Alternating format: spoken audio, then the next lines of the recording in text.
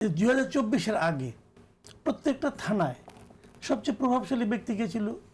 ওই এলাকার যুবলীগ অথবা স্বেচ্ছাসেবক লীগ অথবা ছাত্রলীগ অথবা আওয়ামী লীগের কোনো না কোনো নেতা।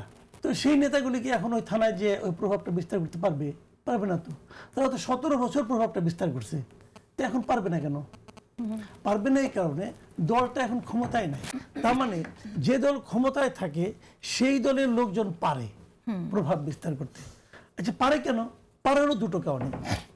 একটা কারণ হলো তার ক্ষমতাটাকে যদি ওই প্রশাসন অথবা পুলিশ যদি সে ক্ষমতাটাকে ইগনোর করে তাহলে পুলিশ বিপদে পড়ে। যেমন ইয়ের আমলে আপনার কি বলে আমাদের অন্তর্বর্তী সরকারের আমলে এই স্টুডেন্ট নামধারী কিছু লোকজন যেত, যে পায়ের উপরে পা তুলে হুমকি দিত, ওটা পুড়িয়ে দিয়েছি, ওকে জ্বালিয়ে মেরেছি। তারপরে কোনো পুলিশ হয়তো আত্মসম্মান রক্ষার জন্য তাকে অ্যারেস্ট করলে মধ্যরাতে বা কোর্ট বসে তার জামিন হয়ে যেত। কিন্তু ওটা কি এখন হবে? ওই পুলা এখন পারবে? পারবে না। কেন পারবে না? কারণ তার যে প্রশ্রয়দাতা, তার যে মাথার উপরে যে হাতটা ছিল সে হাতটা এখন সরে গেছে। এখন কোনো একজন ওই ছাত্র প্রতিনিধি যে বলতে পারবে? পারবে না। তো তখন তো পেরেছে। তার মানে পরিবর্তনটা হয়েছে কোথায়? মাথায়। কিন্তু মাথায় পরিবর্তন হলে সঙ্গে সঙ্গে সারা দেহ সেই অনুযায়ী আচরণ করতে থাকে।